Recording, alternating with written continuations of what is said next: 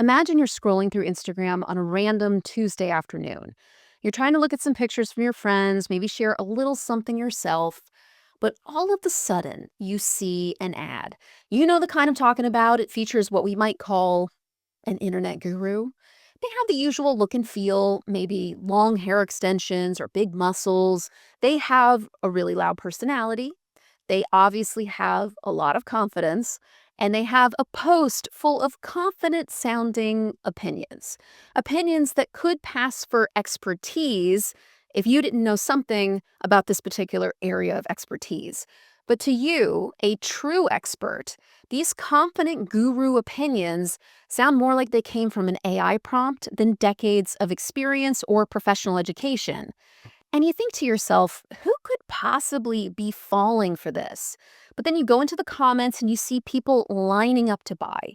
They're commenting things like, yes, girl, go, or our business owes everything to you, or I'm in your mastermind, and this is fire emoji, fire emoji, fire emoji.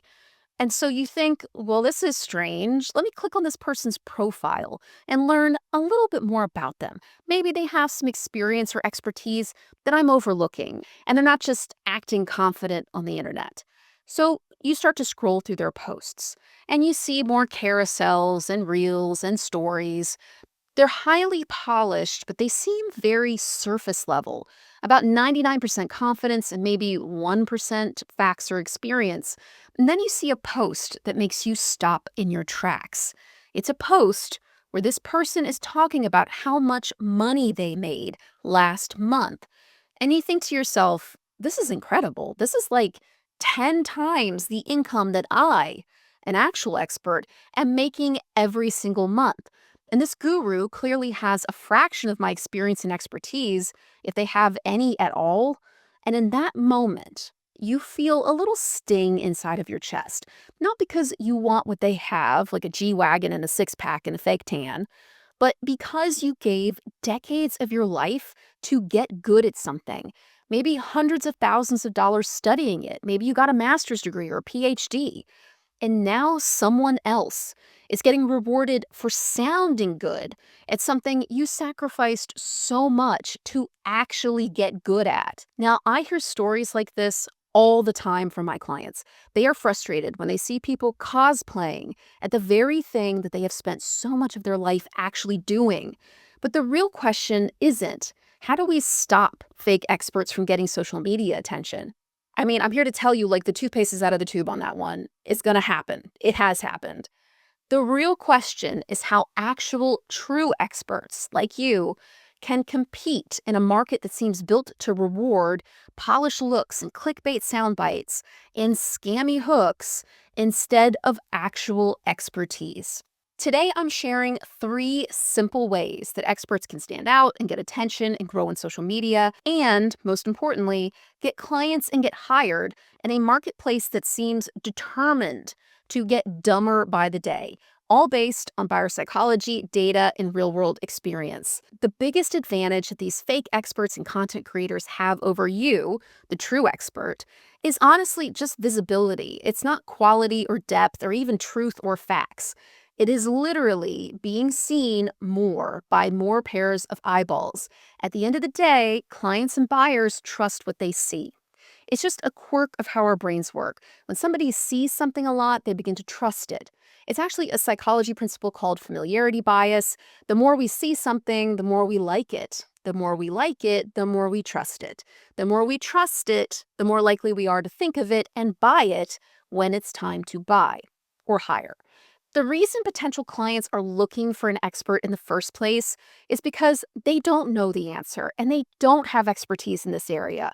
So their brain uses repeated exposure on social media or followers or likes as a shortcut for whether or not this person knows what they're talking about. So when people are scrolling through social media and they see the same faces all the time, they just start to trust them, whether they should or not. This moment is where a lot of true experts get stuck. They see these fake experts with shiny setups and hundreds of thousands of followers and all this attention. And fake experts have no problem putting out 20 or 30 or 50 posts a day. They talk and they talk and they talk and they never stop talking, whether they know what they're talking about or not.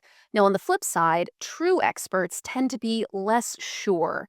They like nuance, they edit themselves, they worry about how a post is going to look, and they worry about what their peers or colleagues will think about them being self promotional. They worry about sounding salesy or scammy or like they're showboating. And then they think things like, maybe I need a better camera. Maybe I should hire an editor. Maybe I need a studio. And I don't know how to do any of that. And this all feels a little slimy and self promotional. So they do nothing. Meanwhile, the person who does not know what they're talking about has already published 100 YouTube videos, a podcast, 1,000 TikToks, and God knows what else. And you're still worried that if you publish one thing, you might leave out some important fact or maybe get called out on the internet. This is why getting your thinking out in public, even if it looks rough, is so much better than doing nothing and hoping that people are going to find you on LinkedIn and recognize your expertise and hire you, whether as a client or an employer. And to be honest, that doesn't really happen. So, the first thing I'm going to tell you to do as a true expert is going to sound deceptively simple. But psychologically, it is a huge barrier for people. And that is just rip off the content creation band aid. Do something, do anything. Record yourself on Zoom talking for 10 minutes and put it on YouTube. Nothing has to be perfect. No one is judging your voice or your microphone or your lighting or your camera because you are an expert. You're not trying to be Mr. Beast. You are not trying to be Alex Hormozy or Gary Vee.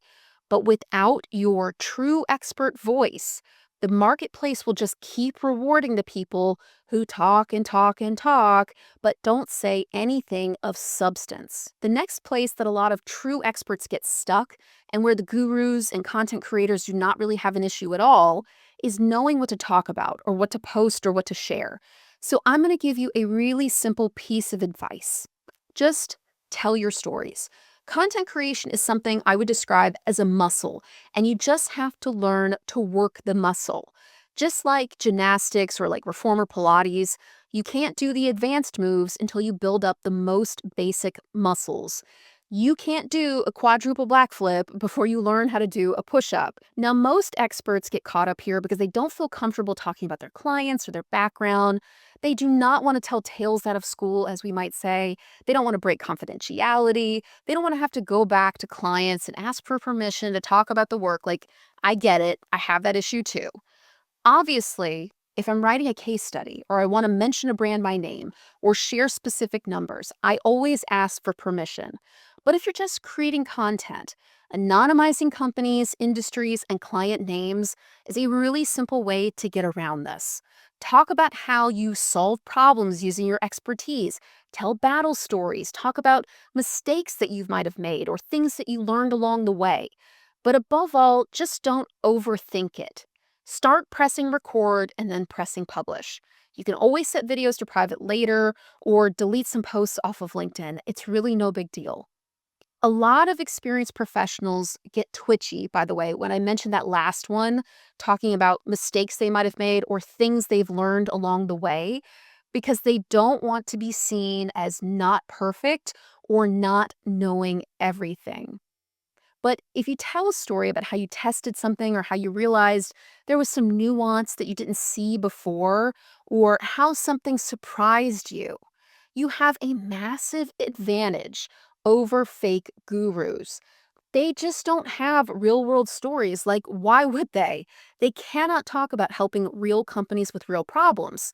The point when you post on social media is not to come across as this perfect, infallible person who knows everything and has never made a mistake. I know when you're a true expert, you're supposed to be the smartest person in the room, and you built a lot of your identity around that. But really, these stories are just to work your content creation muscle. So don't get too caught up on what to post. Just get in the habit of posting.